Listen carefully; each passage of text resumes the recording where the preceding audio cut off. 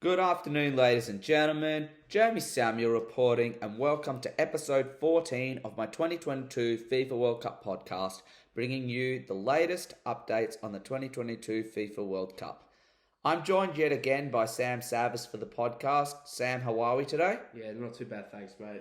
Thanks for inviting me up again for another great ep of reviewing some great action overnight. Yeah, it was certainly some great last 16 action we're seeing now, isn't it? Oh, for sure, mate. Over the last day we have seen Japan's fairy tale run at this World Cup come to an end at the hand of Croatia. As the runners-up of 2018 progressed to the last eight via the penalty shootout after a 1-1 draw. Daisen Maeda scored the opening goal for Japan in the 43rd minute to give Japan the advantage at the halftime break. Ivan Perisic stepped up and equalised for Croatia in the 55th minute as the match carried on to extra time. Then, due to no goals added in extra time, the match would be decided on penalties. Japan's first two kicks were denied whilst Croatia scored their first two. Asano finally delivered Japan's first score in the shootout before Lavia saw his kick smack against the woodwork in a big moment for Japan, keeping them alive and well in with a chance. Sadly for them, Yoshida's penalty to draw them on terms was denied, setting up match point for Croatia as Palisic stepped up and sent the Croats into the last eight. Japan's tournament coming to an end. A quarter-final appearance still yet to be achieved, but they can hold their heads up high for the wonderful football they've played, winning a group featuring Germany and Spain. Full marks to Croatia, who keep their hopes of a first title alive after they came up runners-up in 2018. Sam, Croatia have done enough. Their tournament is still alive and kicking. Absolutely, as I said in the last episode, I predicted Japan would push their limits, and I said Japan were going to win. Unfortunately, I got that wrong, but, we had a draw and went straight into penalties. 3-1 penalties was... I didn't think it was going to be that close. I knew it was going to be that close, but, kudos to Croatia for stepping up when it really mattered and just purely unlucky for Japan in the end. So great effort from Japan in the World Cup. But to beat Germany and Spain is massive, They're going to massively rise in the world rankings as well. So that's a really good achievement for them.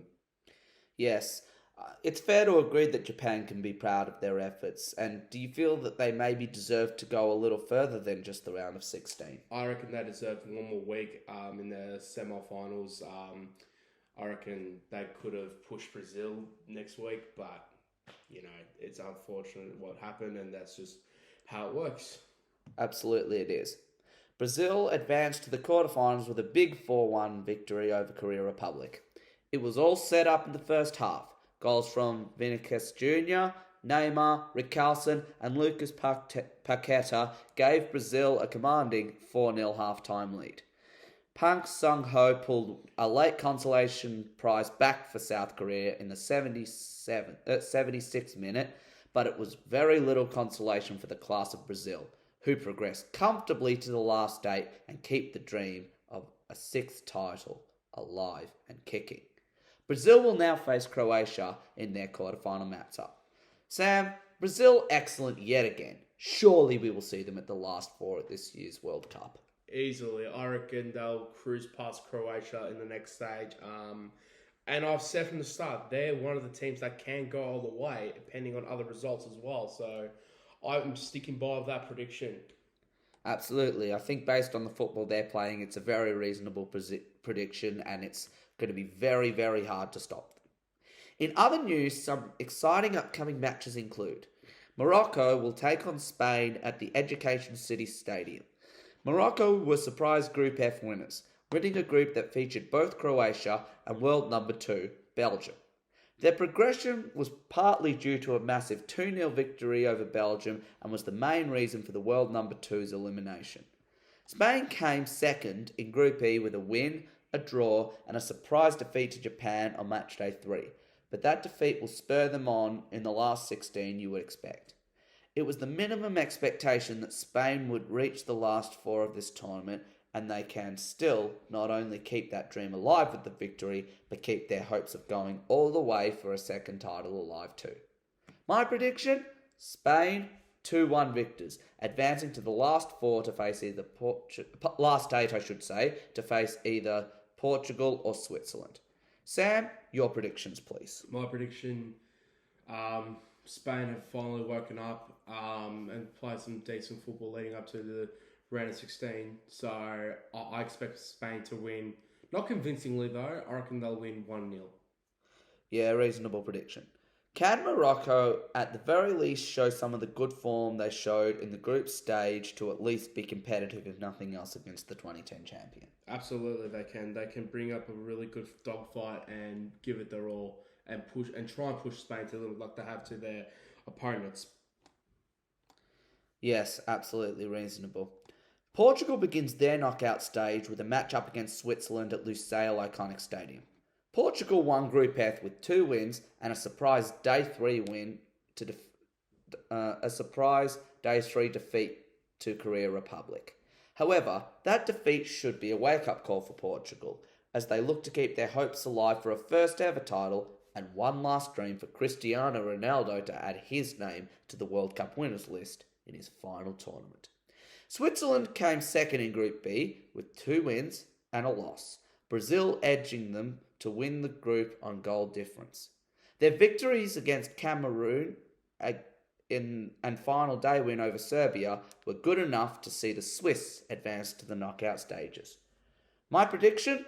A 2-0 victory for Portugal as they march through to the last 8.